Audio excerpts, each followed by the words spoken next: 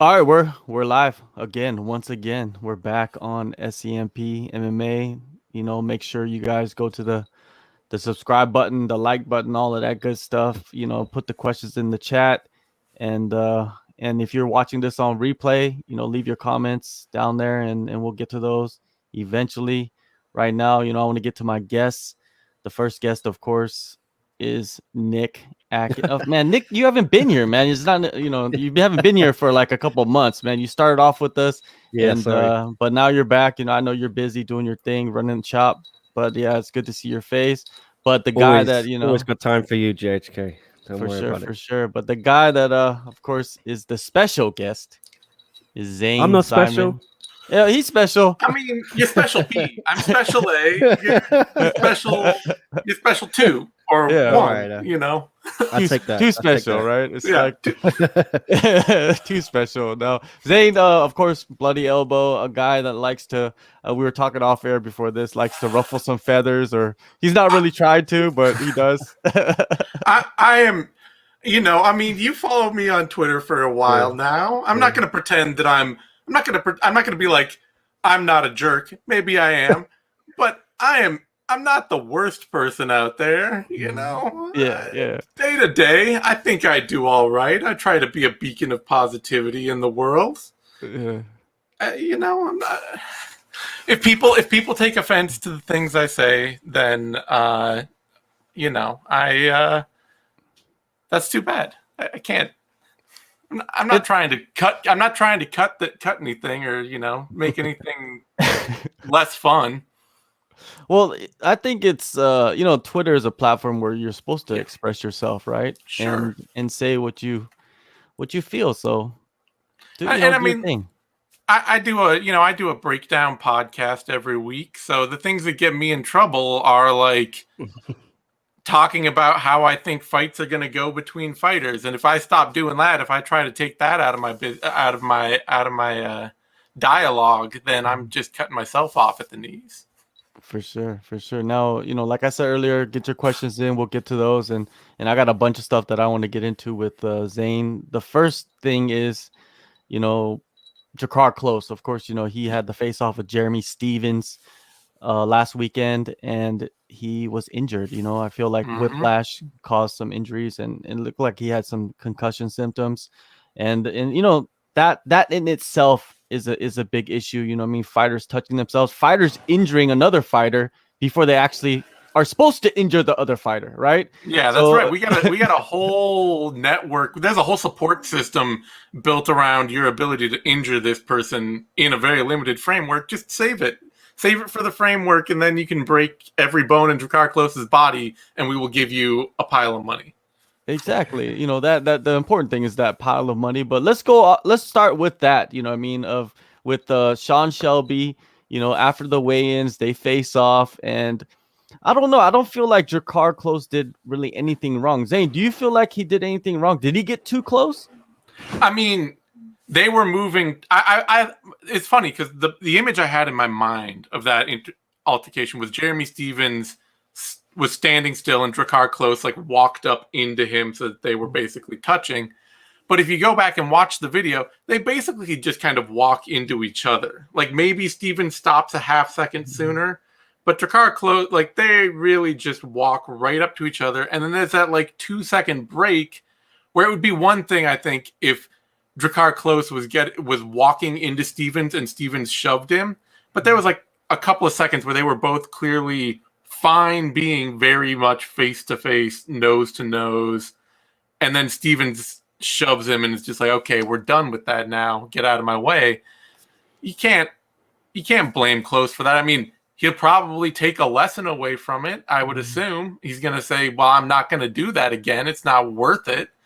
But Stevens is probably going to take the same lesson away because he's going to, he ended up not getting paid. He played himself, right? He's like, I'm going to show this dude who's boss, and then he doesn't get paid. Yeah.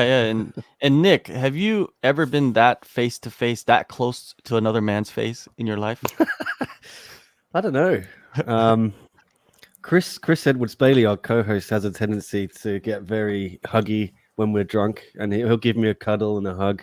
And no, I've never been at a face-off or anything like that, or No one's ever pushed me like that. At least I can remember. But I don't know what the hell Jeremy Stevens was doing. That was really stupid. Like Zane said, it was absolutely ridiculous. And I don't want to call for him to lose his job or anything, but there needs to be some kind of repercussion there if he hasn't already had some punishment from the UFC. I don't know. Did they announce any measures? Have you guys heard anything? There needs to be some rule brought in. You can't do that. He has, like Zane said, he played himself. He lost his paycheck. Yeah. So, as Dana White said, they already have a rule against it. They're not allowed to do that. It's already on the books as a rule. And the commission, let's see, well, that was in Georgia. Or wait, no, where was that? That was in Las Vegas.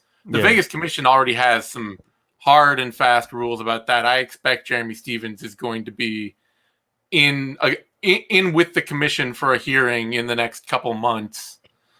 That'll probably be it. But the big thing that Jeremy Stevens lost is he lost a payday immediately. And this is a dude who's been in the UFC for 30 fights now or so. So he's probably lost $100,000 up front on his paycheck right away. Like, I definitely.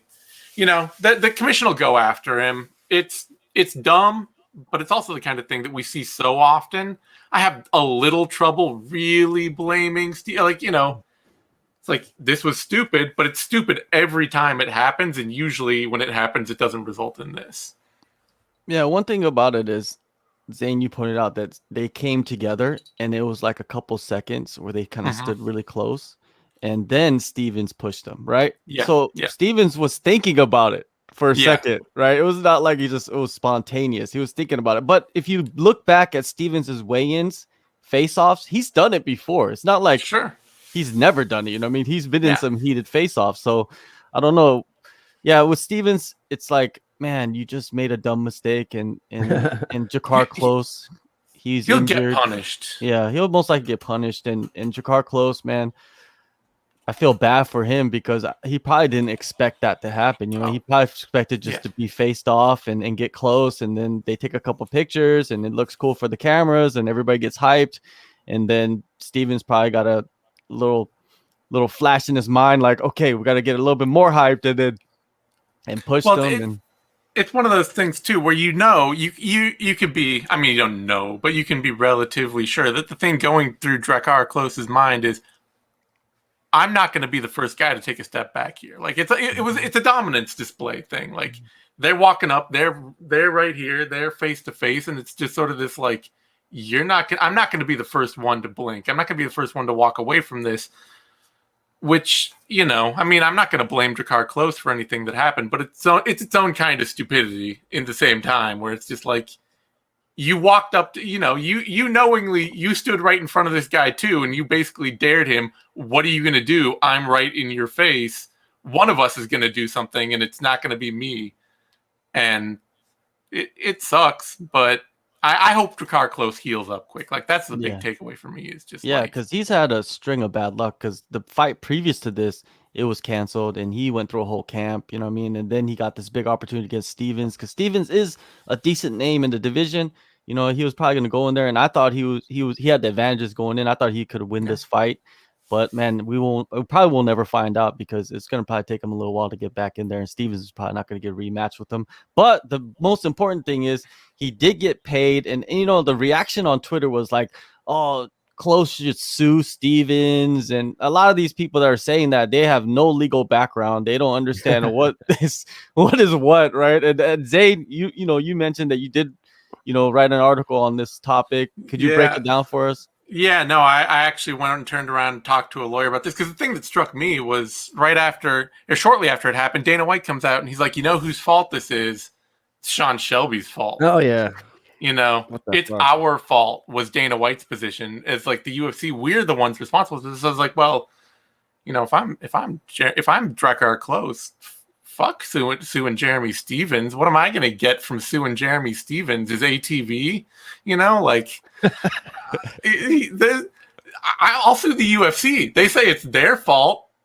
They should be like, sue them. They're a huge corporation. It's the whole thing. Like, you go into the grocery store, you spill a little juice on the aisle, you slip there, you can file a lawsuit that they'll settle and all that. But I was talking to a lawyer about this, because I also knew, like, fighters especially seem like especially reluctant people to ever step into a legal battle. you know, these are people who are in general really reluctant to sue over a physical altercation because their whole lives, you know, they spend their whole lives trying to fight people. Like you start setting the precedent that I'm going to sue you for hurting me, and where does that end with the fighter, you know? But I talked to a lawyer about this, and he basically said that because there was absolutely no warning of the action that Stevens was about to take, because it was spontaneous in the moment, there's really no way the UFC can be held liable for this. They had security there. They can say it was our job to prevent it, but because it is so snap in the moment, there's no way Drakkar Klose could actually turn around and say, oh, this was your fault. You should have prevented this. You should have known this was going to happen. Because even if he says, well, look, this happens all the time, you should have known it was going to happen and you should have prevented it. The court can turn around and say, well, you knew, Drakkar, that this happens all the time. You should have backed up. You should not have put yourself in that position knowing this happens all the time. You have your own responsibility there. And then the other part is, you know, that doesn't protect Stevens from a lawsuit. But like I said, what's Drakkar Klose going to get suing Jeremy Stevens? You know, this is a non-championship winning fighter out there we're talking about. Like, he might get 100, you know, if the injury lasts and he really misses out on pay, he might be able to sue for like $100,000 or something. But that's going to equal what he would hope to have earned over a couple of years of fighting. That's not going to make up for any like dramatic loss of income for Klose. So if this does result in anything long term, he's kind of screwed. And if you know, so that's why I really hope that it's short term, because I think he doesn't have many routes to go. Especially, like I said, talking to a lawyer about this, a lawsuit is not going to be very fruitful for him. Especially, it's going to be hard to get lawyers to take it up because they're going to look at it and be like, how am I going to make money suing Jeremy Stevens? Like, I'm going to get a part of your cut for suing Jeremy Stevens? One of the tires off the ATV you get in the settlement? I don't, like, you know, I don't know. It's not going to be an easy fight for him. Where's Saul Goodman when you need him, right? Mm-hmm. Where's he at? Right. When you need him? Where's he at? That's right. We got to get some pro bono action. Yeah, here. exactly, man. I wish I was a lawyer. You know, when people brought up the suing aspect, I kind of got reminded of Michael Chiesa and that whole bus incident with Conor McGregor. Whatever happened to that? Do you know anything about that? No, man, I remember now that there was like a lawsuit there that he tried, but my guess would be that he had enough trouble trying to actually bring it up any charges that it's just dead. Like, yeah, it seems, you know, too, because he's going to have to look at that and be like, well, if I don't think I'm going to win this, or if I'm not sure I'm going to win this, I have to pay a lawyer up front to take this case. That's expense coming out of my own pocket. He can still fight again. He wasn't out for that long. Chiesa fought again pretty quick. So the ability for him to create any kind of judgment of missed income out of that is really short. And, you know, you're not looking at like, oh, I can't work again in my regular job for the next 10 years and I've missed out on 10 years of income that you have to cover. He would try to be taking Conor McGregor to court for like $50,000. And that's not really worth it. Yeah, it is true, man. And yeah, it's weird. Like when people talk about suing fighters, people that go in there and beat each other, you know what I mean? Seriously, like it's a weird dynamic of suing. And you know, another thing that comes out, of course, Dana White throws Sean Shelby under the bus, runs him over like 15 times, you know, in that whole interview. It was, you know, Dana White's Dana White, man. He says what he says, man. You just got to take it with a grain of salt. But Drakkar Klose, you know what I mean? Like from what I remember, they had to kind of battle a little bit to get him paid, you know what I mean? And if you really look at it, I love that he did get paid, but you know, did he deserve to get paid? Of course he deserved. That is a real, that, you know, I know he deserved to get paid, but I'm just saying, like, they didn't even fight. You know what I mean? Like it was just, I'm glad he got paid, but the thing is, like, if you look at it, people are like up in arms and stuff like that about it. But then if you think about it, he just never even stepped into the octagon. You know what I mean? It was like it was Stevens' fault, and that's where the suing comes in. You know what I mean? Maybe they could have went after that money. You know what I mean? Like, but you said, what are you gonna get out of suing Stevens? You know what I mean? So I'm glad the UFC came through and gave him the money. I mean, well, this guy went through like weeks of a fight camp. He's got coaches he's got to pay. He did everything he was supposed to do. He cut weight. He made weight. He got all the way to the day, and somebody else hurt him. Like, I know that as far as the UFC and fans are concerned, fighting is the job, but all the work for the job gets done in the weeks and months leading up to the fight. The fight isn't the actual work for the fighters. You talk to the fighters, and most of them are like, oh, I love the fighting. All the work is all in the camp. You know, all the stuff that they're having to do, the real toil, that's all in the camp. So, I mean, personally, I think fighters should be getting paid all through fight week for everything they do during fight week. And, maybe then that wouldn't need to be a question of a fight purse being the thing where we're arguing over, oh, well, he shouldn't get his fight purse because he didn't fight. It's like, yeah, but he did a whole bunch of other work for the UFC leading up to that moment. And he got injured at a UFC event where the UFC itself is saying that they should have done a better job keeping him safe. If they're not going to pay him after that, like, that's the least they can do, even if he can't hold them legally responsible. If Dana White is going to pin this on Sean Shelby, the least he can do is pay Drakkar Klose. Yeah, definitely. I just was trying to play the devil's advocate in that scenario. Try to ruffle some feathers myself, I guess. but yeah, I'm ashamed, man. Sometimes I'm ashamed. My nickname is the Ho. Have you probably don't know that, but on the show, I didn't know it, but now I know it, and now okay. I mean.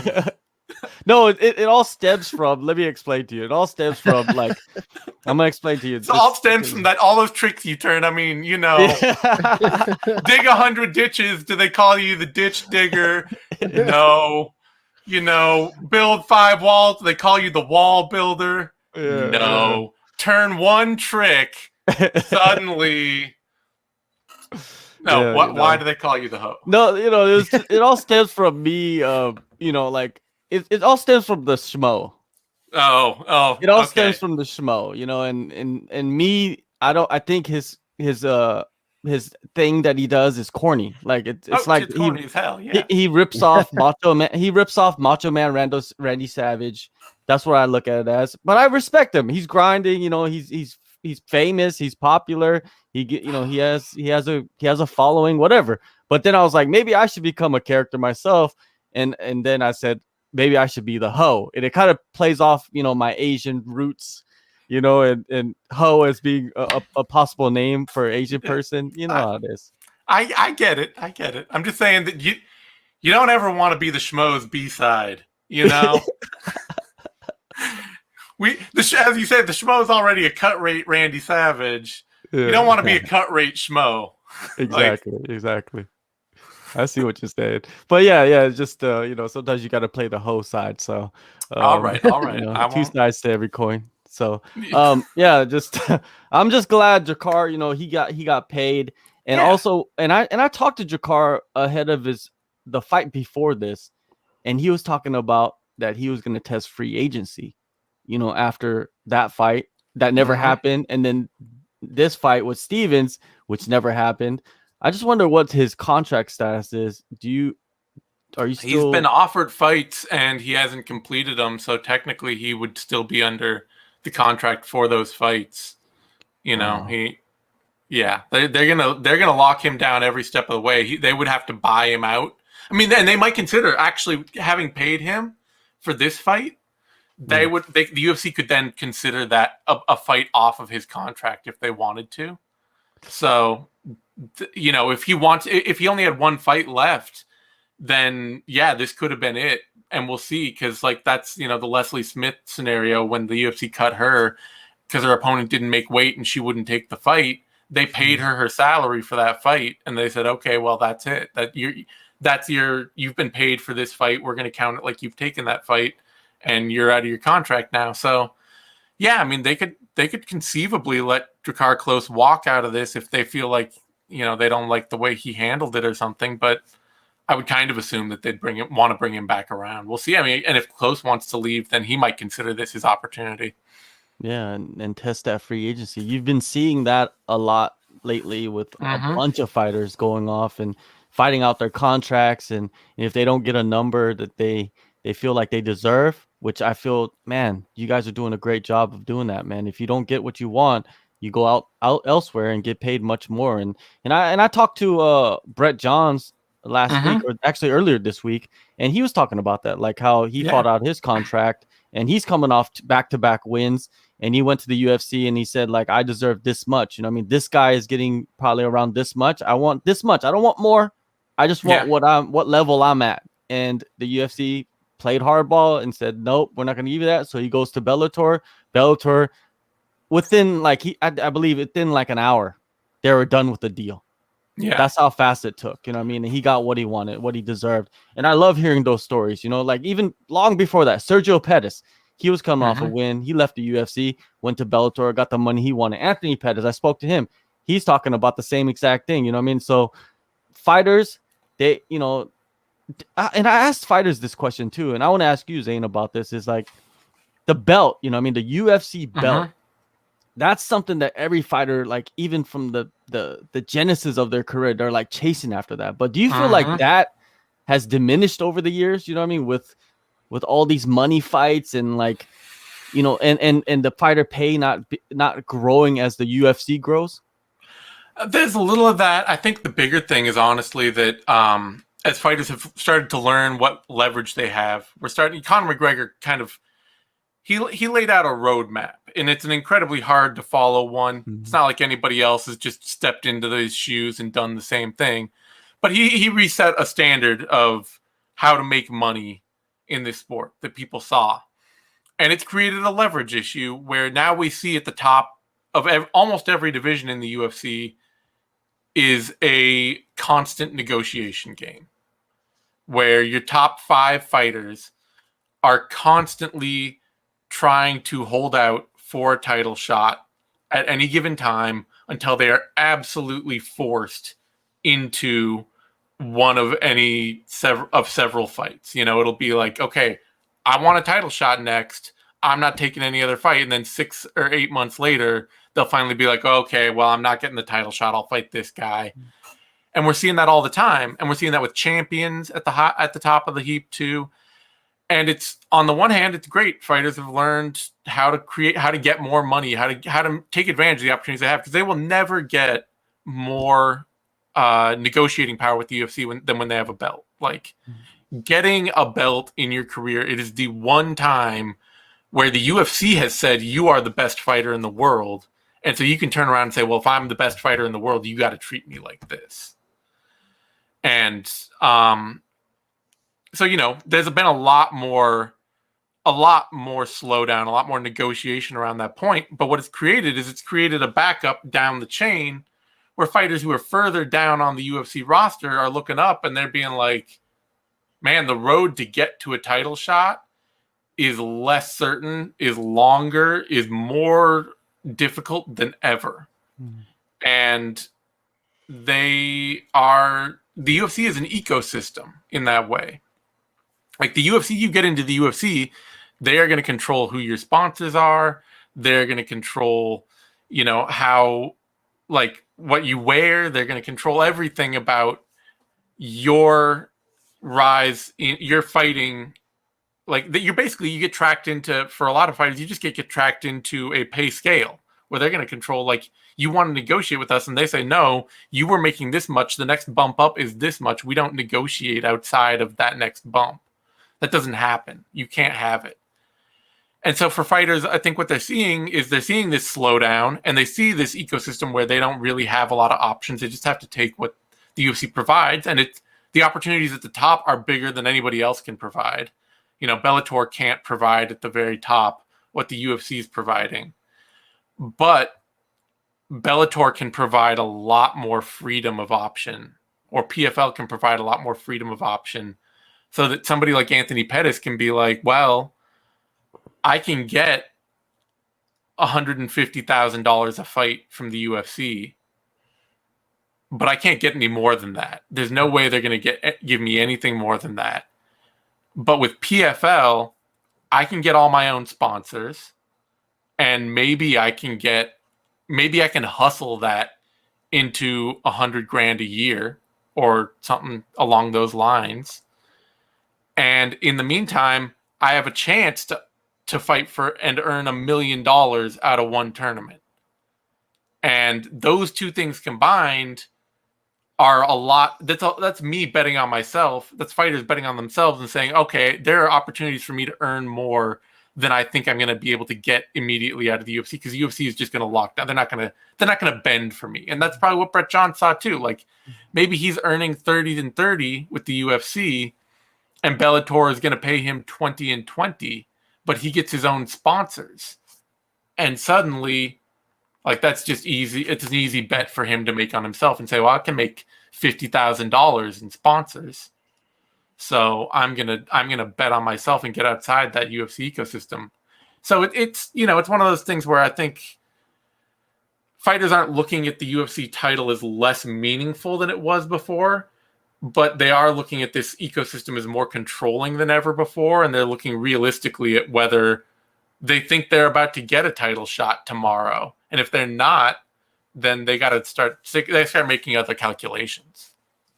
Yeah, Drakkar, he was telling me that he felt like it was rigged, the UFC, like the top 15 and all of that. And if you look at it from a certain perspective, it does seem like it is rigged in a certain way, for certain guys to kind of move up faster. But yeah, you're right. I mean, when you get up there, guys are just holding positions. You've seen it with Zabit, man. Zabit's been sitting out for how long? And he's just, all he talks about is he wants a title shot. And it's just not going to happen. I don't see him getting a title shot anytime soon. And the guys that are actually fighting, more often, or fighting the fights that the UFC offers and winning them, those guys are moving into positions to where they're fighting for that, Brian Ortega, and even Max Holloway, he's lined up probably for the next title shot, even though he lost to the champion twice, which, most people, if you lose to the champion twice, you're probably not going to get a title shot for a while, even if you win. Look at Robert Whittaker. The guy loses his title, and, and then he wins 3 in a row, probably 3 of the best guys in the division, and still the champion doesn't want to fight him. It doesn't want to give him a chance. So it's a weird dynamic of like the UFC kind of like floating these fighters around, and especially with Israel. Israel's a different I guess a different scenario, because he is a guy that's at that point of like becoming a superstar, right? So they want to kind of keep him there. And if you look at it, who's the biggest threat in that division for Israel? I don't know. Maybe they think it is Robert Whittaker, even though Dana comes out and says Robert Whittaker is probably next. But it seems like that, even Israel's team, most likely they're thinking like, we need to hold on to this belt. We need to fight guys that are going to pay the most while I hold on to this belt. You know what I mean? And I understand that too, in that aspect of it, because why? You want to stay here you want to stay in that position as long as you can and make as much money as you can. Because when you get off that pedestal, you don't know if you're ever going to get on the pedestal again. And, you don't know what's going to happen. Injury, you know how the sport works. Yeah, One injury could take you out of your career, or just your trajectory can just slope down like Mount Everest. You know what I mean? Just woof, it's over, man. So we see, who was that? Grant, the Canadian guy. Remember TJ Grant? TJ Grant is a perfect example. Like, he was on the verge of a title shot, right? Fighting for the title back when I think Benson Henderson was the champ. And he got an injury or concussions or something happened, and he's gone, and he never came back, man. And that's something that could happen to anybody. So yeah, you gotta look at it from all angles. But yeah, that it's good that Bellator's there. It's good that PFL's there. It's good that One Championship's there, because man, the fighters, they're starting to realize, and they're starting to get a little bit more business savvy and think like, okay, I'm gonna be able to. And I know a lot of people hate this guy, but I think Brendan Schaub pointed out that when he was still fighting, about when Reebok came in and he said, man, I was making this much money with sponsors, and he wasn't really like the best fighter, you know what I mean? But No. for some reason, sponsors latched onto him and paid him a lot of money for each fight, and then he was making more with sponsors than probably with this purse. Yep. And once Reebok came in, you know, that destroyed all of that. And I feel fighters realizing it now, and they're thinking, okay, let's go and get the biggest money and the biggest paycheck, and I can still become a champ, a world champ in a different organization.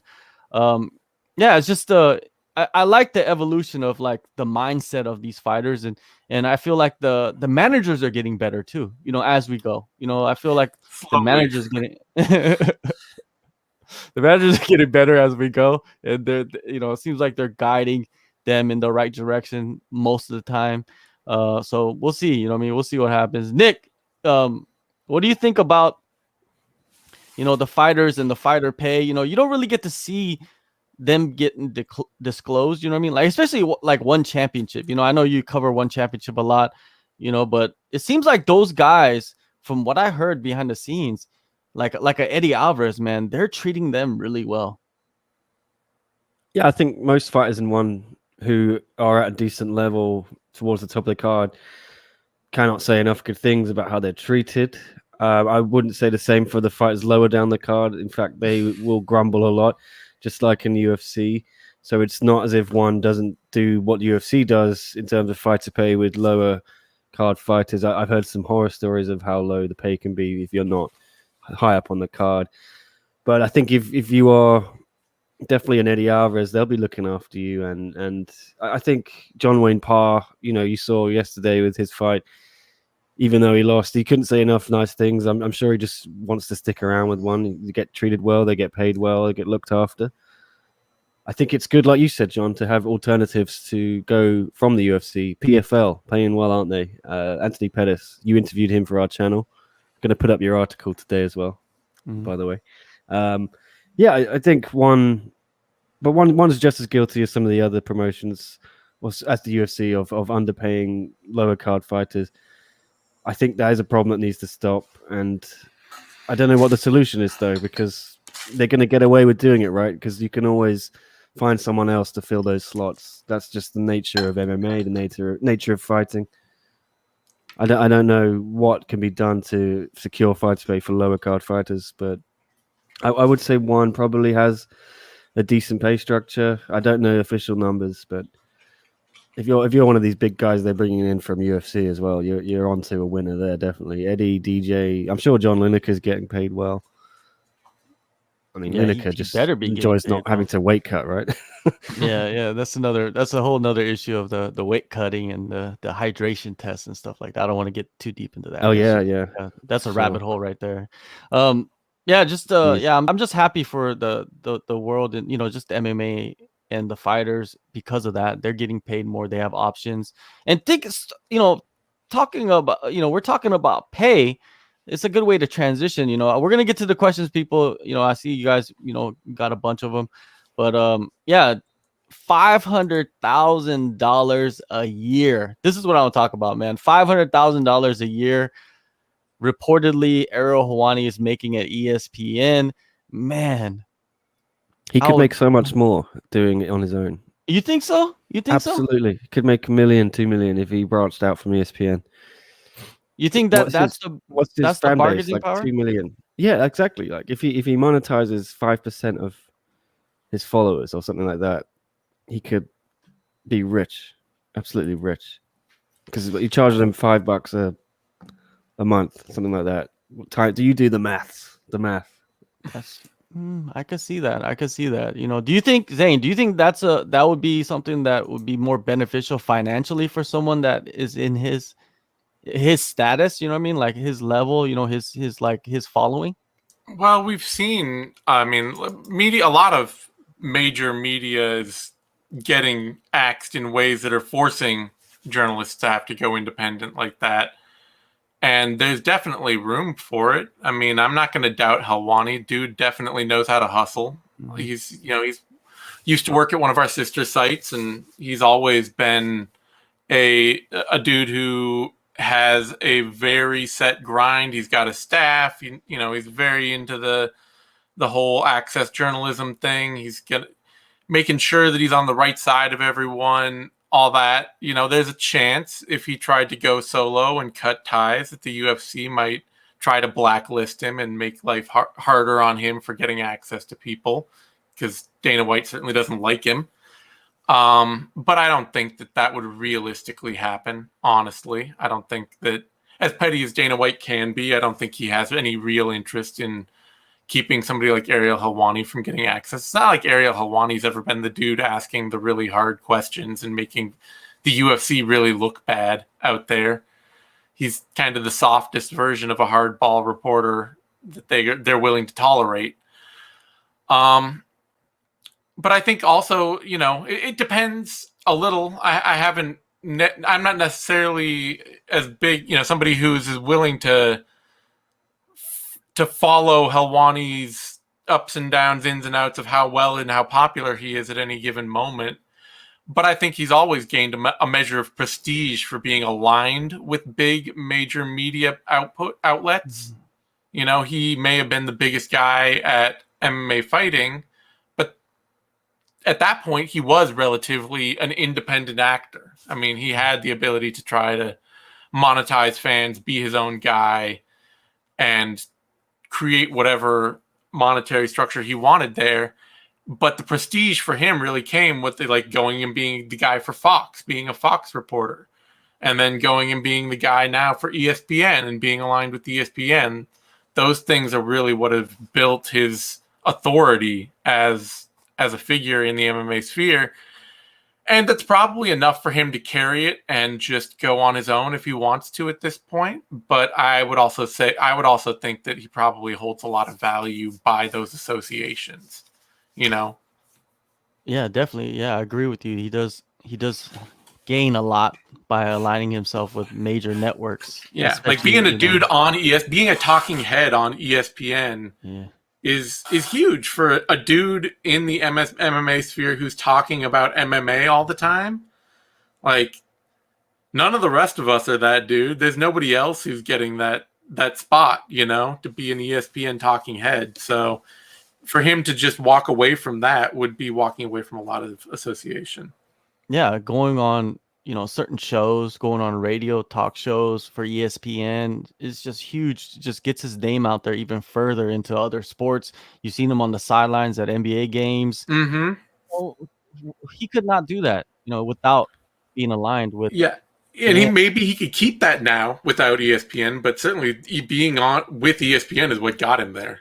Exactly, and it is taking a big risk if he does go out there on his own, but he will always have an audience in the world of MMA. Sure. It's just that, does he want to continue in the world of MMA? That's the big question. We don't know. I don't know him. So, you know, it seems like he started out as wanting to be a reporter for other sports, because I know he's into basketball, baseball, and maybe just MMA just, you know, landed on his lap. Because I remember following him from the Strikeforce days. I feel like that's when I first saw him, right?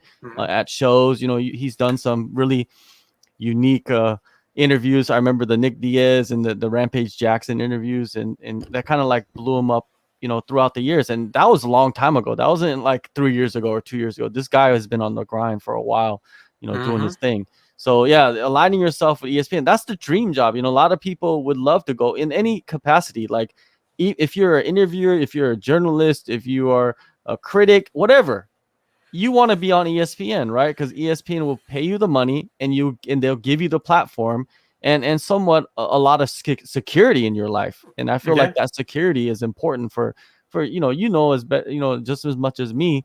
You need security, man, especially during these days, you know, these pandemic, you know, conditions. So it's going to be interesting to see what kind of move he makes, if this is all true, that he is negotiating and playing hardball with ESPN, and is Dana White really in ESPN's ear and trying to get him out of that position? Who knows? You know what I mean? Like, people always like to speculate about those things. Dana White... he got him kicked out of Fox briefly, so we know like there's definitely there's an old animosity there for that kind of thing to happen. But very, very, you know, petty, you know what I mean? Like Dana White, you know, he talks about real journalists, but then he does interviews with TMZ. So yeah, you saw me on Twitter. I know where you got that. You want to look at who Dana White's talked to the most in the past 5 years? It's TMZ. I get him on anytime. Anytime he has something he wants to say, he's on TMZ. Yeah, TMZ is man, I gotta say TMZ, man. The guy that does the interviews for TMZ, man, I don't know where they found him, man, but he is not very good at all. They dig up the people. They dig up people. The cornerstone of that job is you got to be the most shameless, most willing to sacrifice all your free time person on the planet.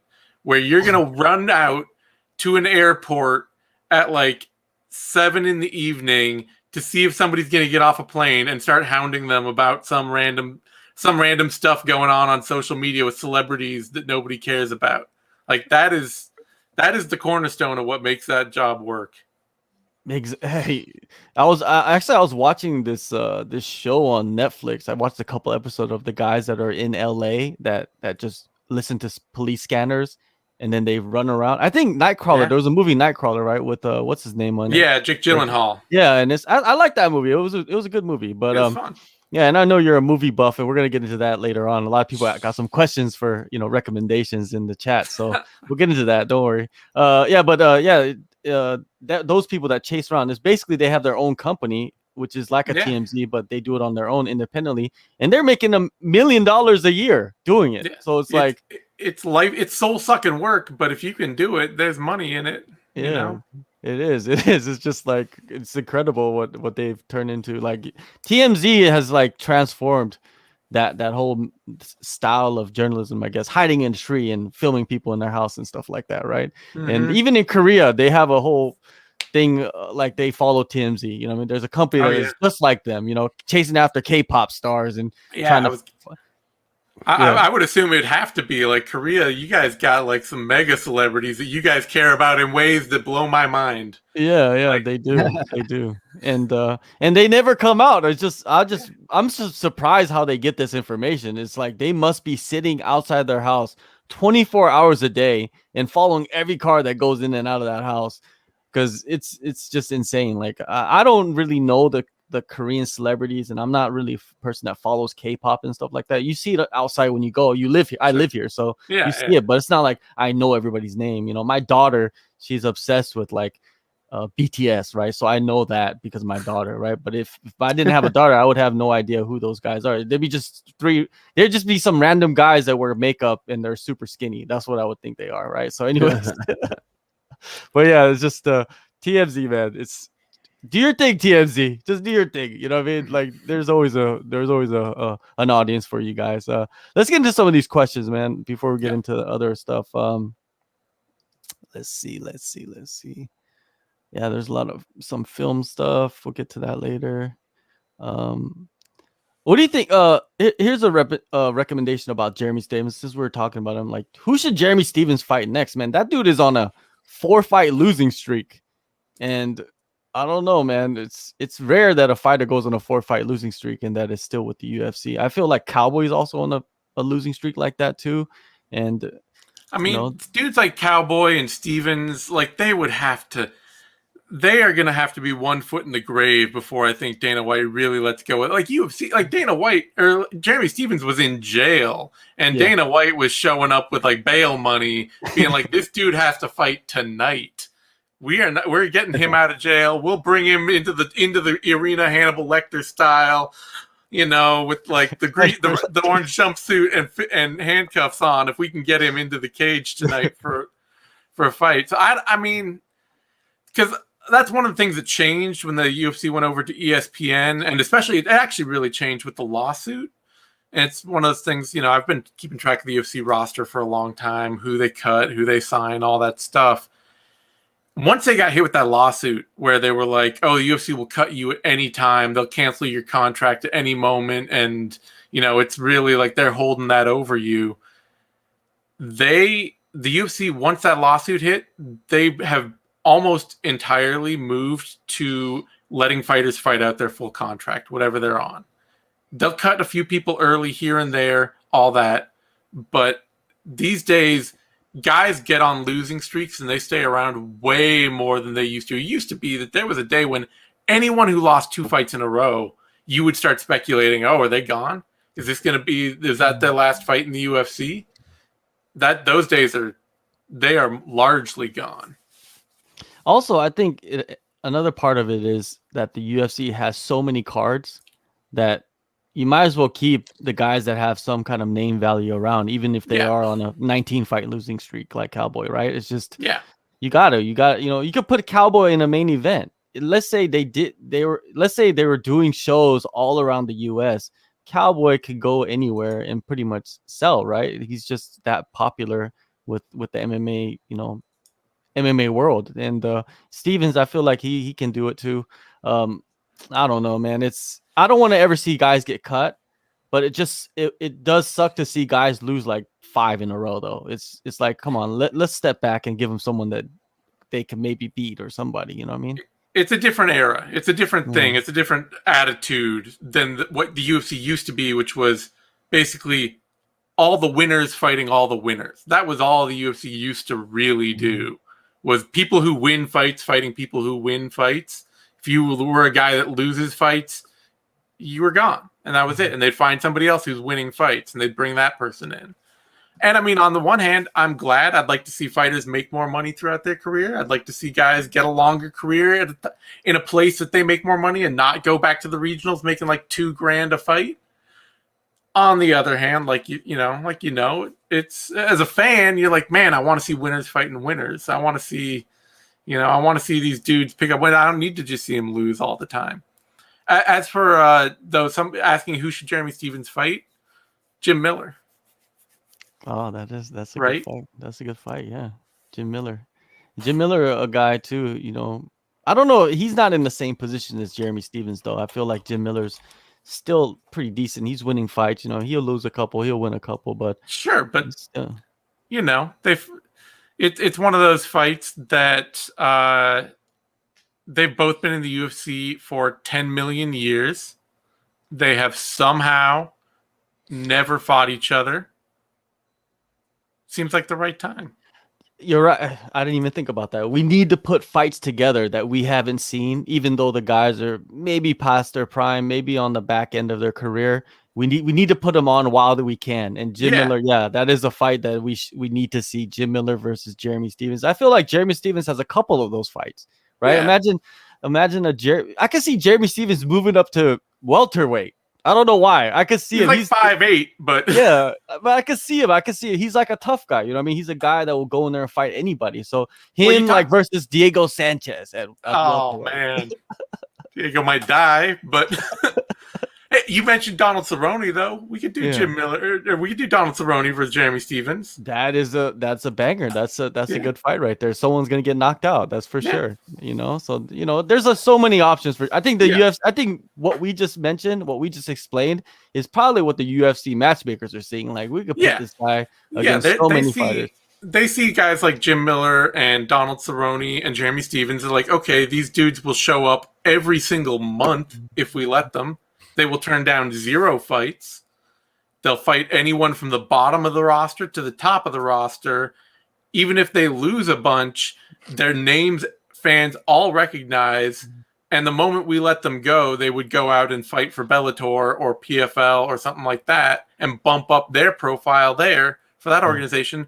So we might as well just lock them down forever until they are, so washed to the point that fans are just like, I don't ever want to see that dude fight again. And also, I feel like most fans that are following like a Donald Cerrone, they don't even realize that he's on like this long losing streak. It's more of us, we're the ones who realize that more. And the other guys are like, maybe I remember he lost a fight before, but they just see Cowboy come out as Cowboy, so they just scream and yell for him and have their titties out and all of that good stuff, right? So I got my titties out for all sorts of shit. I don't know what you're talking about, but no, I remember I had a dude come over to install an oven at one point for get a new oven, and we're talking, and he's like, oh man, you write about UFC and all that. That's awesome and all that. And he's like, so is there like. There's a big title fight, UFC title fight coming up this week. I think Brock Lesnar, he's fighting like Frank Mir. Something it was Brock Lesnar versus Mark Hunt for like UFC 200. 5 years after Brock Lesnar would have ever fought Frank Mir, But like that was the last thing. Like that was the only idea in his head was like, oh yeah, Brock Lesnar's fighting Frank Mir, right? And it's just like, no. But there are a lot of fans of this sport who are about that keyed into it. Like they know that somebody might be fighting, and then they'll show up and they'll be like, I don't know who any of these people are except for that one dude, and I love watching him. He's awesome. Yeah, the guy that with the cowboy hat and Exactly. beer, drinking the beers. Jeremy Stevens versus Clay Guida. That's another one, man. That's another one. Have we seen that? Maybe, I don't know. But Clay that's Guida? yeah. I think Clay Guida. We could do that. I mean, I don't really want to watch Clay Guida try to hug up on Jeremy Stevens that much. Well, if he comes out like he did against, you remember the Diego Sanchez, one of those epic, one of that. Yeah. No, I know Clay Guida's got some wars in him. I'm not anti Clay Guida. I just think that he would look at Jeremy Stevens and be like, I'm gonna wrestle this dude. So glitch him up. Yeah. Let's slow this guy down. Stevens versus Michael Johnson. That's another fire matchup. You know, that is your real full-time losers fight right there. Man, Michael Johnson, like he needs to find some way to win a fight. Michael Johnson, man, he's another guy that I expected more. You know, I felt like talent-wise, he had all the talent. I swear to God, he probably had the fastest hands in that lightweight division, probably ever in the history of the promotion. It was just fire. He knocked out Dustin Poirier. Nobody has knocked out Dustin Poirier like that, right? Except for not even Conor McGregor. McGregor, he had to finish him on the ground. Michael Johnson sparked him. You know what I mean? Yeah, like he almost knocked out Khabib. Yeah, that's right, man. People forget about that, man. And Michael Johnson, man, I wonder where he is at right now. Because last time I saw him, he was like hunting alligators or something like that. So yeah, I mean, there's some head case stuff going on there. Because like he's got the athletic ability, he's had all the training. He was a wrestler growing up. Now he doesn't know how to wrestle. Mm-hmm. But there just becomes there's a certain point in every Michael Johnson fight where something goes a little wrong, and then everything goes wrong after that. Yeah, it's an interesting thing, man. Let's see. Oh, Asian Persuasion. I love the fact that whoever TMZ Sports are interviewing, they're always ask them about Conor McGregor. Is that true? I don't really watch all of their, I mean, he's the biggest star in combat sports. So if you're on that TMZ level where you're trying to get stuff that will only click with a huge audience. Mm-hmm. What else are you going to talk about? You're going to be like, yeah, let's talk about this new Venom Fight Sports deal with, with like Bruce Buffer. Bruce Buffer doesn't care. Nobody cares. Yeah, nobody cares. Like, not even the fighters seem like they don't care about. No, they don't care. They're not getting paid any different. They're just putting different stuff on. They don't care. Yeah, Kai Kamaka, he tweeted out that the media cares more about the Venom deal than the fighters do, and he's making a valid point. It seems like the media does care a little bit more than they do, but it's a story for about a week or two. You know what I mean? Yeah. It's also, new. I mean, there's something to be said for the fact that like it's such a nothing deal that fighters don't care about. Like it should be something that fighters get to care about. Like they have to wear it. They're repping it. Yeah. So like you would hope that it would have an impact on them, but the fact that it has so little impact on them that they just don't care about it. Like that's its own topic outright right there. Oh, Zane, you got a big fan, Drake Riggs. Zane, yeah, I see him with the mustache. I know that I saw Uriah Hall commenting on his swag there, so I know that game recognizes game. I see it for sure. He's out there representing SCMP. Good to see you in the chat, Nick. Man, I was gonna ask you something right now about. Oh yeah, Zhang Weili, right? Zhang Weili's fighting this weekend. Yeah. The new Venom, that's Venom we're talking about. I might as well get this into it. Venom comes out with the championship, the gold and the black and all that. But then Venom puts Weili's first name on the shorts. And it's not like, Reebok got a lot of shit for names, right? And getting them wrong. Giblert forever. Yeah, Giblert.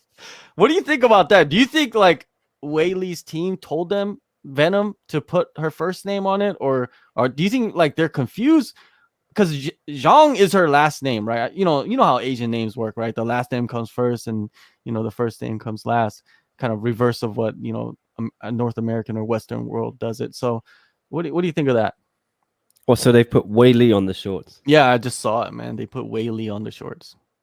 I don't know what the reasoning behind it is. Maybe it's a mistake. Maybe they've asked her to. I generally have not heard about this until right now, so I don't have any information on it. If it is Reebok just putting Wei Li on there by mistake, then it's fine. I'm sure they can come to them and say, "Oh, we'd rather have Zhang on there for the next fight," or they could even change it for this fight. Who knows? If not, maybe they're trying to market her. It might have been Zhang Wei Li herself saying, like, we can get that Wei Li name over more than Zhang because Zhang is maybe not as unique as Wei Li. I think a lot of people, especially in America, do refer to her as Wei Li. And a lot of us refer to her as Wei Li. It's just a little bit more. It's like we call Naomi Eunice Rose. You know, sometimes a fighter's first name is actually more over than their surname, and it gives them that unique nickname or that unique the thing that people know them by. It might be disrespectful if they've got it wrong and they've put that, because as you say, Asian names, they like to put the surname first and give that more respect. But I'm not too bothered about that, and I think maybe they are trying to just get her some more marketability.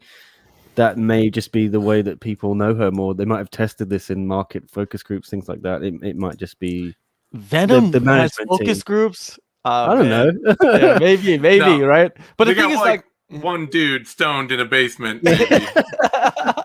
yeah, No, maybe like the UFC has done this, and maybe Brian Butler and Sucker Punch have looked into this and thought, we're gonna make you Wei Li now, not just Zhang Wei Li. Well, I want to ask John about this though, because I've been a little. I will be admittedly ignorant and confused about this because I do like I do fight shows and all that, and I talk about these fighters, and I notably just butcher a bunch of names because I do the same. Yeah, I'm not getting paid to get it right. Yeah. It's not the important part of my job. But I know it seems like a lot of fighters or a lot of fighters in Asia, like the first name may be listed last, maybe Zhang Wei Li is how it's officially listed. And Zhang is the family name, and you put that on the, but it seems like also a lot of fighters in Asian countries also exclusively only go by their first name and want to be listed by their first name. Like Mizuki Inoue is only listed as Mizuki these days, and I know it's different for different countries. I'm not trying to be like, oh, she's Japanese, so obviously it's the same for people in China or people in Korea. But it feels like I've heard at least said that while, the names it's done in reverse, a lot of Asian fighters want to only be listed by or known by their first name. They don't, you wouldn't call Weili Zhang, Zhang, you'd call her Weili because that's what she would, that would be the identifier that you would commonly go with. But that's why I got to ask you, because I am totally speaking out of my ass and I have no idea. Yeah, that could be a possibility. You know what I mean? Like it's up to them. Yeah. But at the same time, it's like John Jones going by John.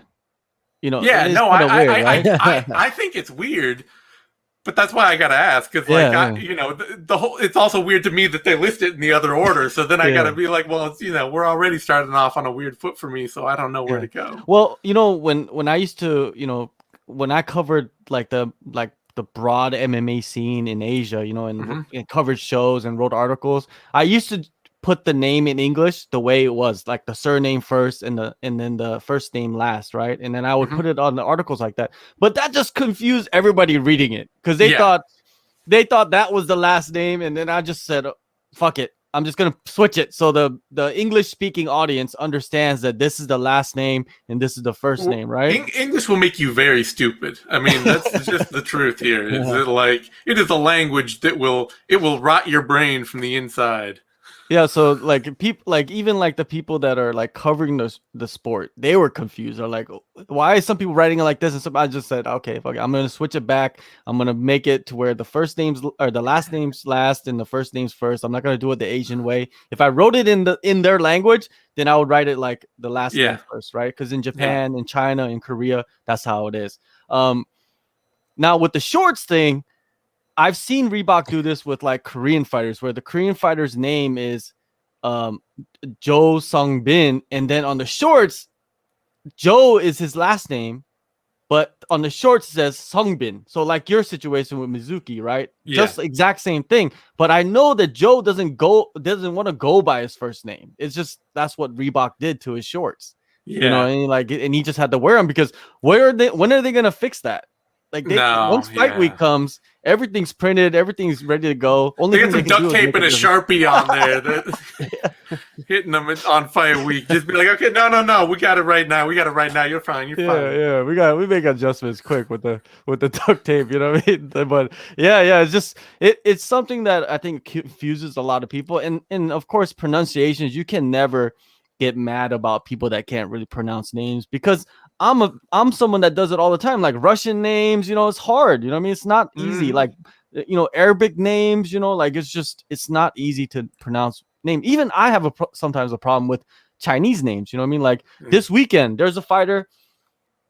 If you go on Tapology, right? He's making his debut. If you go on Tapology, his name is two separate like names, right? But actually his name is one word. Yeah. But on Tapology it's separate and it's opposite. It's Archie Long, right? It's Archie Long.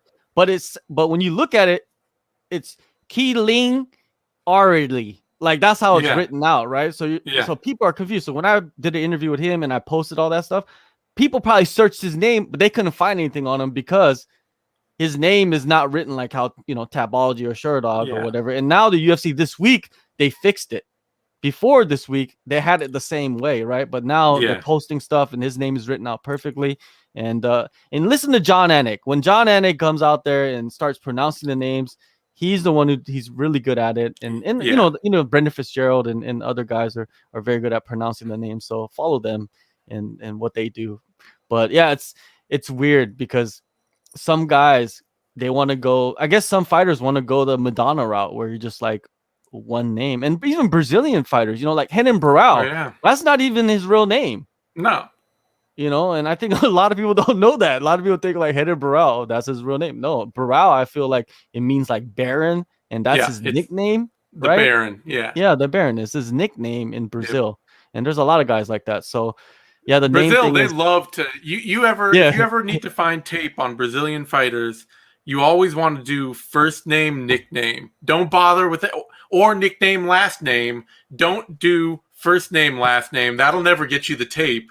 You know, it's gonna be like, you know, Bazooka, Anderson Bazooka. That you want to search up for, like, you know, that guy. Or, well, of course, there's the whole Frank Waston Jr. I don't know if you remember that dude who was in the UFC for a little while.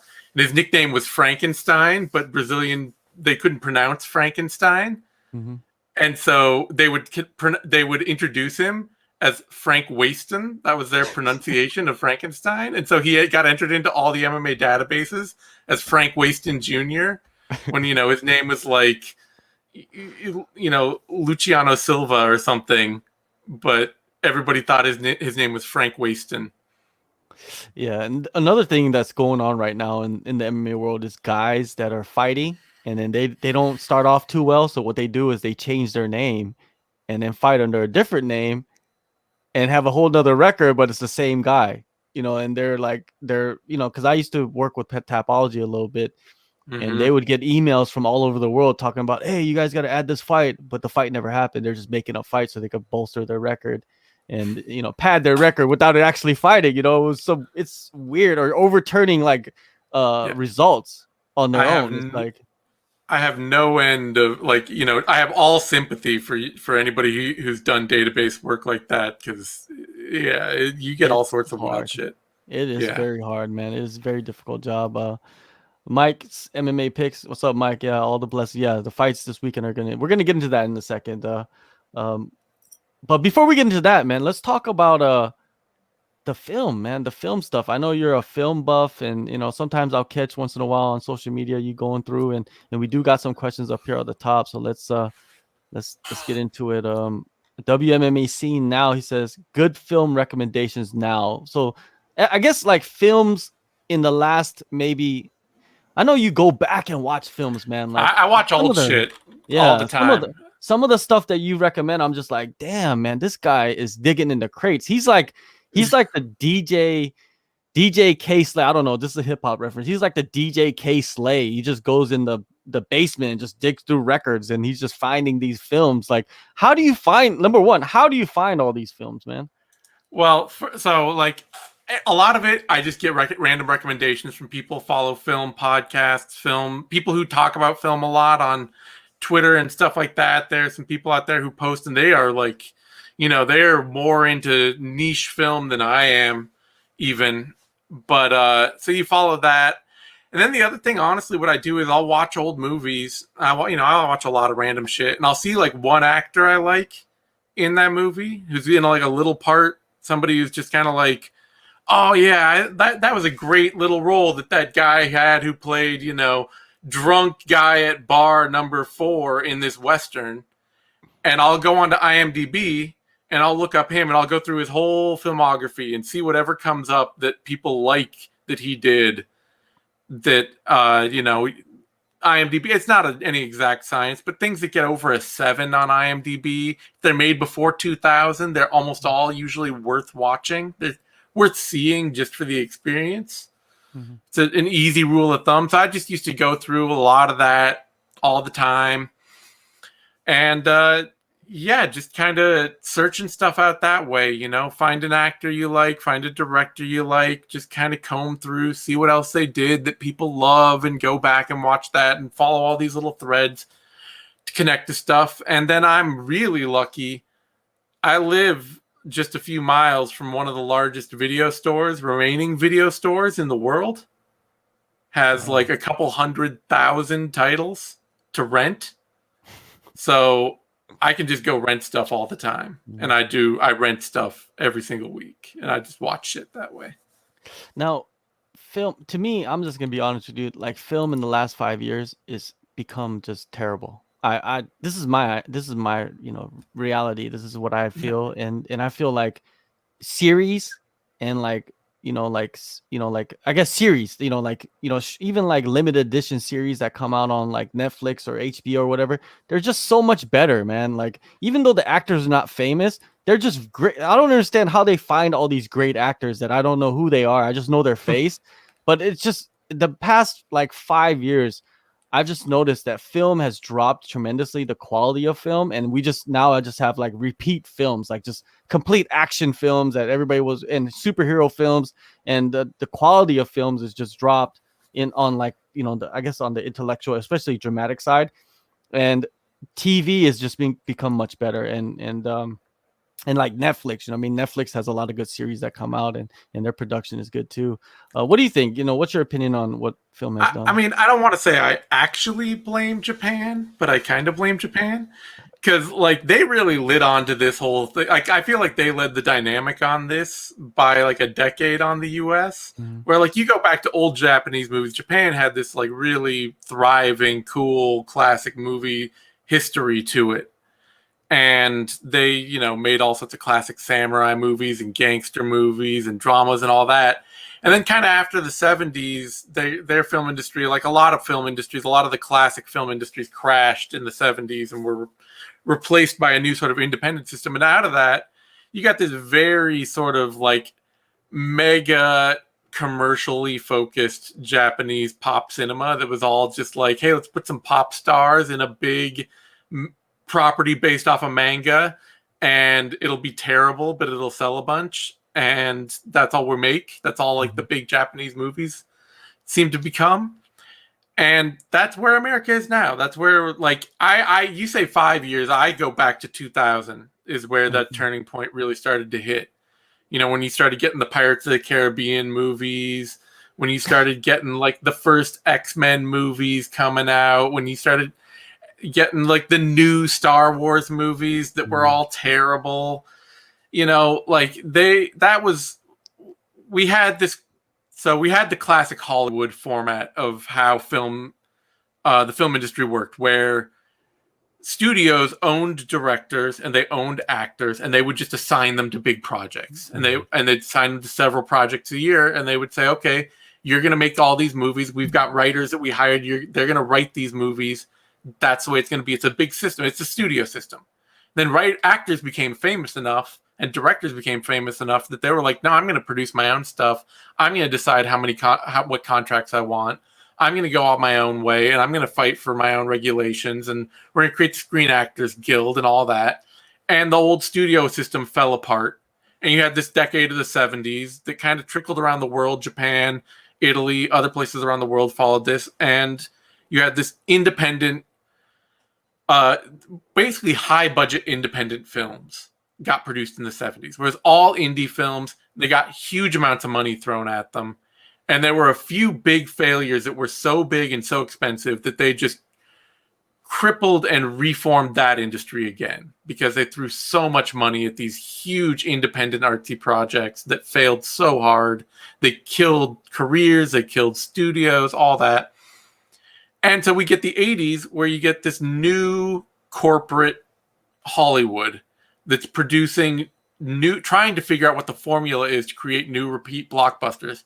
Ghostbusters, Die Hard, Lethal Weapon, all that kind of stuff. And into the 90s, they're still trying to perfect this formula, figure out what it is that makes a blockbuster, what it is that gets people to show up to the movies in droves. And by the time you get to 2000, they basically figured it out. And that's what we've gotten ever since. Is out of Hollywood, what Hollywood makes now is they make formulaic blockbusters. They figured out how to make sure that people show up, how to make sure that every movie is entertaining enough that people spend money on it. And that's it. And they're not making anything else. They're not experimenting on anything else. The plus side is there's more independent art film, low-budget art film than ever. And there's tons of good TV being made because a bunch of people who don't want to work in that industry have gone over to TV and tried to make TV the new independent pitch cinema where they can be like, yeah, we got 2 seasons of this cool show we want to make. And there are all these streaming services coming in that need content. They need something that lasts for 16 hours. They need something that'll get people hooked to a streaming service for 6 months. So they're just throwing money at any kind of random show that people want to produce. So that's your new creative growth industry. So, I mean, that's what you're seeing. And, you know, you're less into movies than me, then you're like thinking, okay, this has just come about in the past 5 years. But this is really kind of a trend that's like 50 years in the making. Damn, you broke it down, man. And you know, talking about like film and you know, we're talking about fighting. You know, recently I just started watching Warrior, which was on Cinemax and I think like they're transferring over to HBO. You know, it's Bruce Lee inspired series, and I like it, man. I like it. It's kind of like the old school mixed with something new. You know what I mean? And I like the action in it, and there's a lot of fighting, a lot of choreography, and the story is decent, and it shows you like it's a historical piece at the same time. So I like, you know, I enjoy it. And have you checked it out? Have you checked out Warrior? I have not. I am like the worst TV person on the planet. I am all film all the time. I just go backwards. Like, you know, even if I'm not into new stuff, I just go backwards and backwards and backwards. So I'm just anything from 1940 to 2000, I'm pretty much focused on. And there's so much, there are like 500,000 movies out there. So, Nick, you know, with you, what is the overall assessment of Warrior, man? Like, I love Warrior. It's great. Like you said, it's very easy to watch. I think it's not like the Sopranos, The Wire, Breaking Bad in terms of quality of production and writing and all of that jazz. But if you want a very watchable TV show with, especially if you like martial arts, it's got all of that. It's got likable characters. It's got cool characters who just ooze charisma.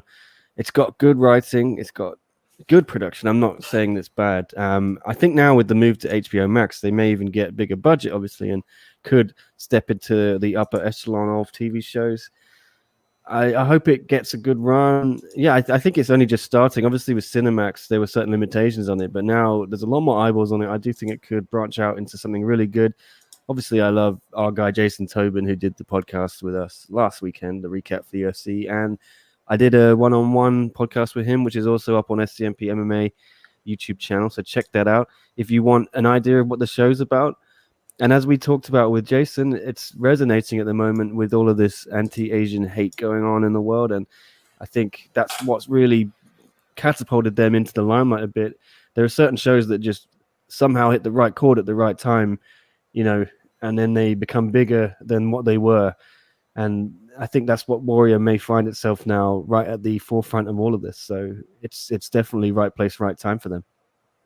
Zane, what is some recommendations on, like, fight movies, like movies with a lot of choreography, violence, fighting? It doesn't necessarily have to be like MMA, just fighting wise. I mean, it's not. It had a little too much sentimental BS in it for me. I'm a little bit more on the like, just give me action all the time. But The Night Comes for Us was definitely pretty cool as a recent, like, you really want to get on top of your high choreography, action, gore, like fight festival of a film. That was a lot of fun. Otherwise, I mean, like, I also always love to recommend Rust and Bone to people as one of like the better MMA movies to come out in recent years. The French film by Jacques Audiard, which is about the guy who he used to be a kickboxer and takes on, like, decides to go into underground unregulated fighting. And a lot of fun action and a good drama, good story in that movie. My favorite MMA movie of all time is still Hard Times, the classic. I just blanked on his name. Dusty Rhodes. From Night Watch, or from not Night Watch, but from Death. Oh, what the hell am I trying to talk about?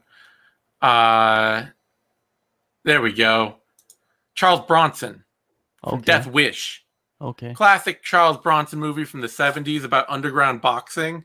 And like they're legit scenes where they're fighting bare knuckle in a cage, using knees and like clinches and throws and all sorts of stuff like that, using kicks. It's basically your proto MMA. It's set in the 20s. It's all about like illegal underground classic, like bare knuckle, two dudes fighting on a barge kind of classic boxing. But you can see at the time, like, it was very rough and tumble, anything goes kind of classic MMA.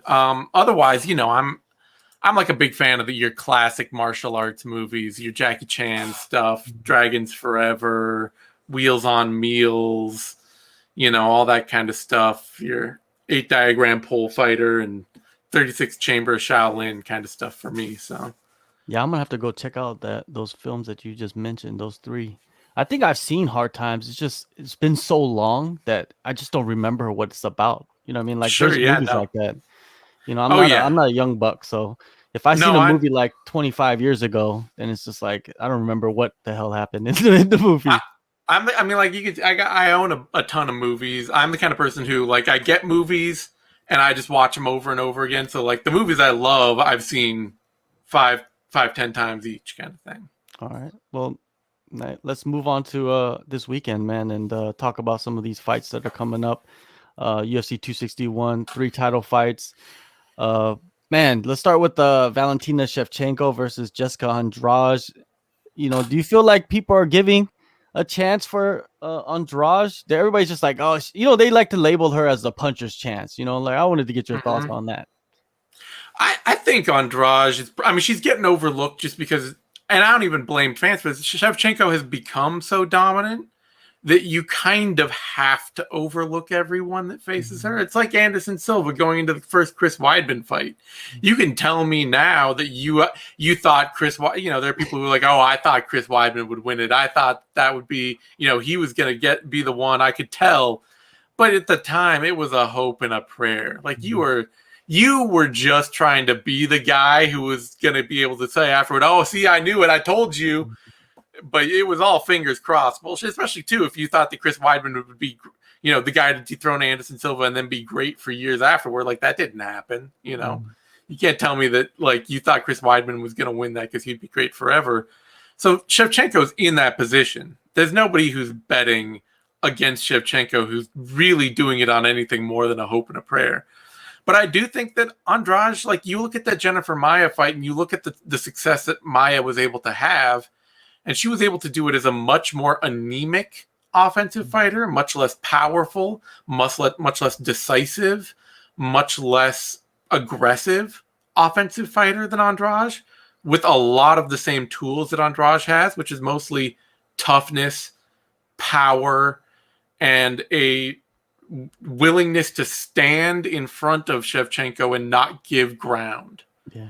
Because a lot of what Shevchenko bets on is she really gambles on her opponents being willing to play the fight that she sets for them, where she's going to be out there and she's going to be like, I'm going to hit a 1-2 and you're not going to like it. And you're going to step back and you're going to want to stay away from me. When I pop you, when I counter you really hard, you're going to go, oh man, I don't want to do that again. I'm going to step back and give you more respect.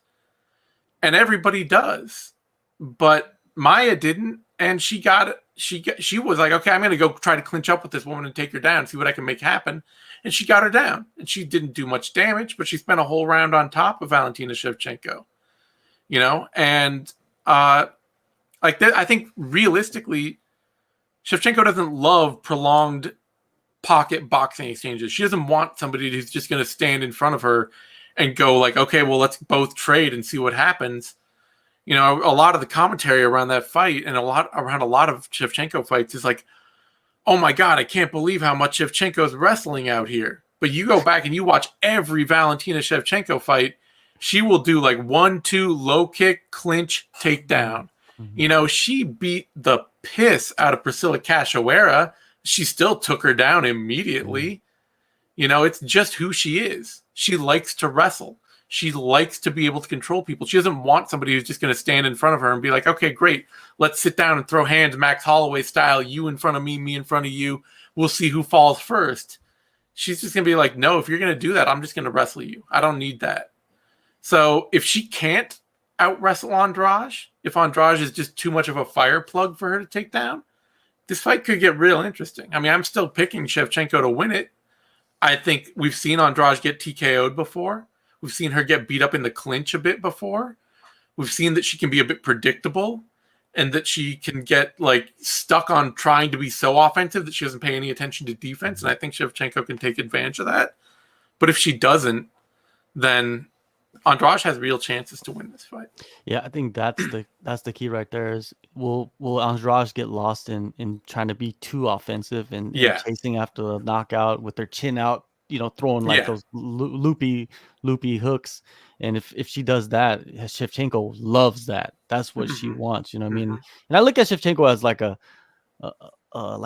a musician. They're like she's like playing the fiddle. Her opponents are like a fiddle. Like she plays the fiddle and kind of just, I don't know. It's a weird in a way. It's great to watch, but a weird thing to watch because I don't know if we've ever seen it like that before, especially from a woman. I mean, it's a very GSP kind of thing where like you watch GSP and like those fights with like Carlos Condit.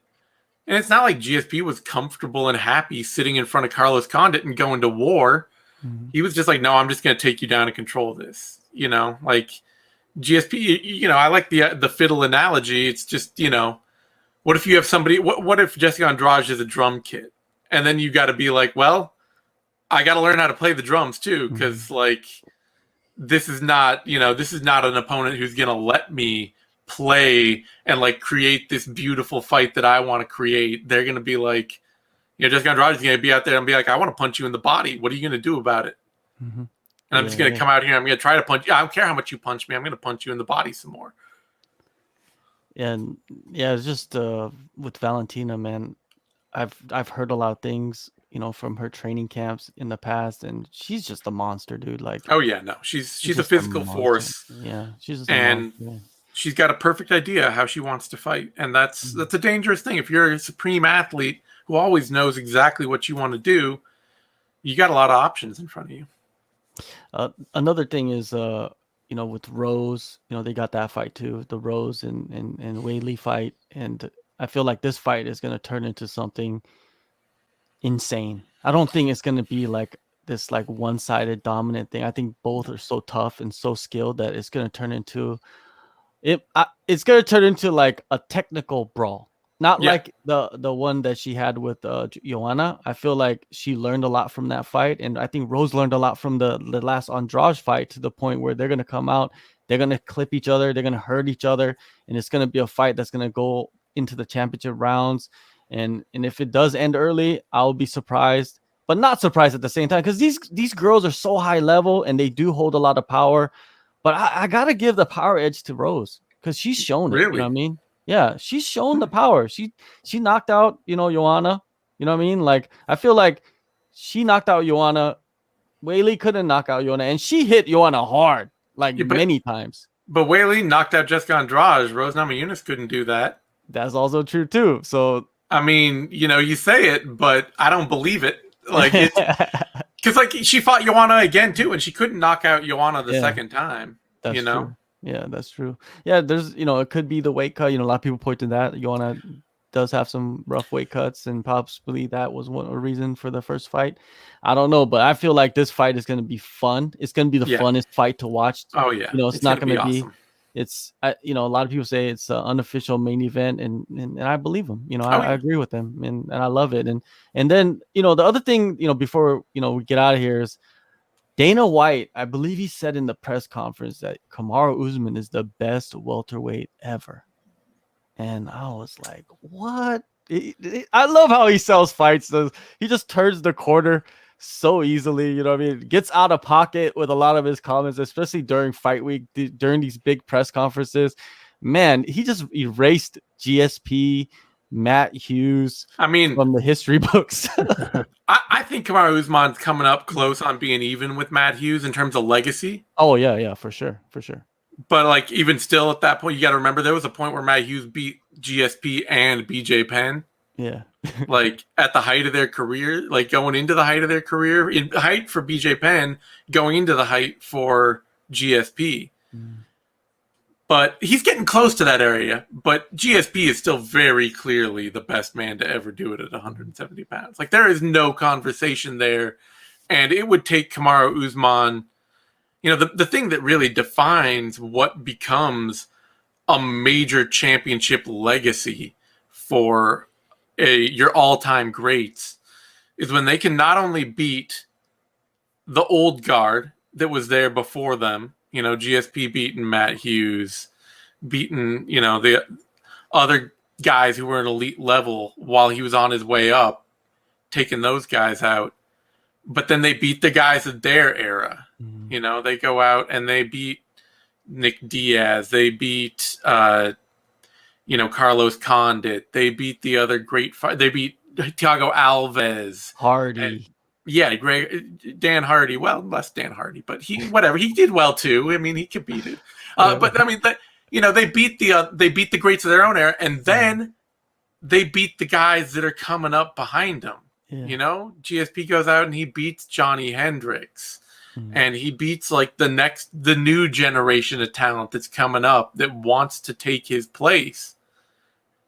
And like right now, Kamaru Usman, he's beaten the old guard and he's working on the guys that are as good as him. He's working at the guys who are the same place, same time. The Colby Covington, Jorge Masvidal is a little bit of a weird place because he's technically been around for fucking ever.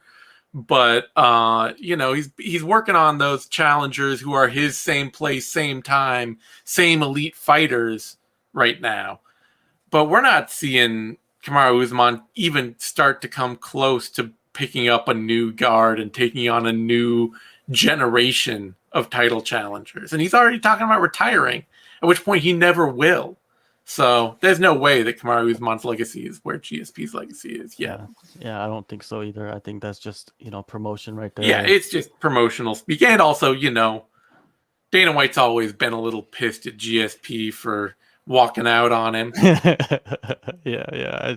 He's petty. Like a lot of people. So, anyways, man. We're hitting the 90-minute mark. Thank you, everybody, for joining us in the chat. Zane, is good, man, having you on the show. You give a different perspective, and I talk forever. I'll talk forever. I love it. You give me a position, promote. You give me a platform, I will talk for 35 hours straight. Whole Mr. Smith goes to Washington thing. for you other old movie fans, the two Yeah. of you. Well, make sure you follow Zane on Twitter, man. He likes to ruffle feathers, so to say, or whatever. And you might get sensitive, but hey, who doesn't? And Nick, always good to see you back on the show. Thank you, everybody. Make sure you guys subscribe and like and all that good stuff. And we'll have Zane back on the show in the next couple of months. Hopefully, he'll come back on. We didn't. Anytime, man. All right, man. Thank you so much, guys.